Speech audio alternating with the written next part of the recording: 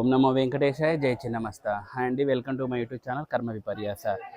So నేనున్నానండి Venkateswara స్వామి గృహ, కర్నూలు జిల్లా యాగంటి క్షేత్రం నందు ఉన్నాను. మీరు చూస్తున్నది వెంకటేశ్వర స్వామి గృహ అన్నమాట. యాక్చువల్లీ తిరుమలలో స్వామివారు వెలకక ముందు ఇక్కడే స్వామివారు ఒక దర్శనం అనేది ఇచ్చారు. తర్వాత ఇక్కడ కొన్ని రకాల ఈ సంఘటనలు జరిగిన తర్వాత స్వామివారి యొక్క స్వరూపము అక్కడ తిరుమలలో వెలిసింది అని కొన్ని కథలు కూడా ఉన్నాయన్నమాట.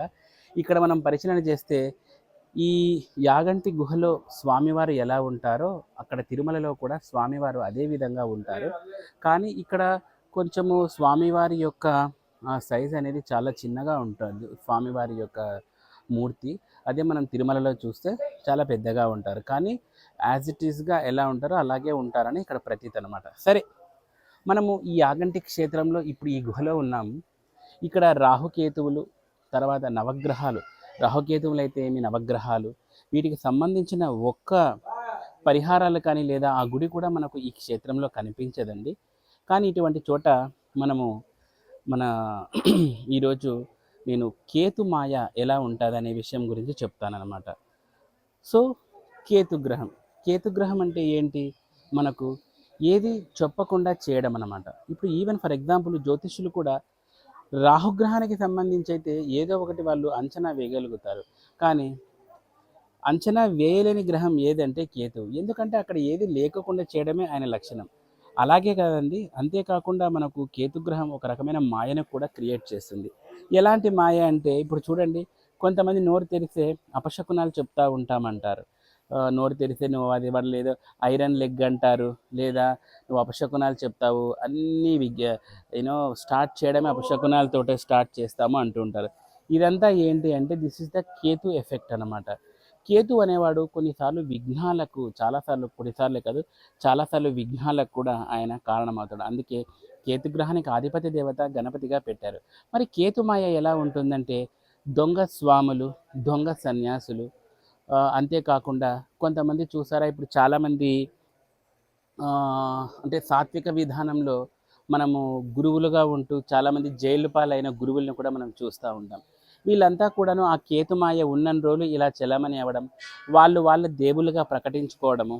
అంతేకాకుండా మనకు రాహుమాయతో కంపేర్ చేస్తే కేతుమాయలో, ఇప్పుడు రాహుమాయలు అనుకోండి, వాళ్ళు దేవులుగా ప్రొజెక్ట్ చేసుకోవడం జరుగుతుంది.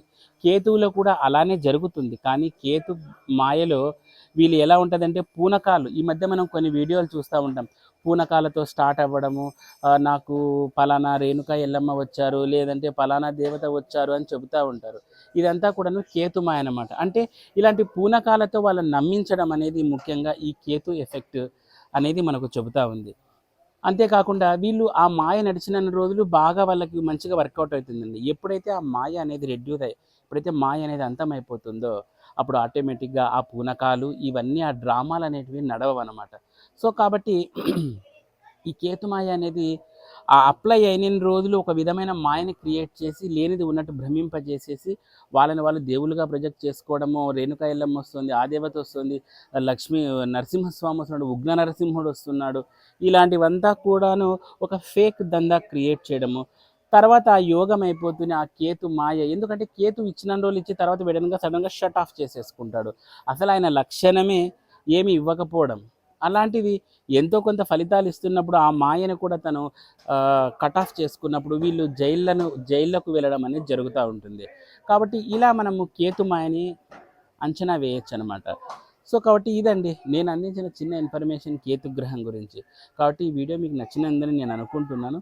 సో కాబట్టి ఇటువంటి మరిన్ని వీడియోస్ కోసం లైక్ చేయండి, షేర్ చేయండి, సబ్స్క్రైబ్ చేయండి. Thanks for watching. ఓం నమో వెంకటేశాయ, జై చిన్నమస్త.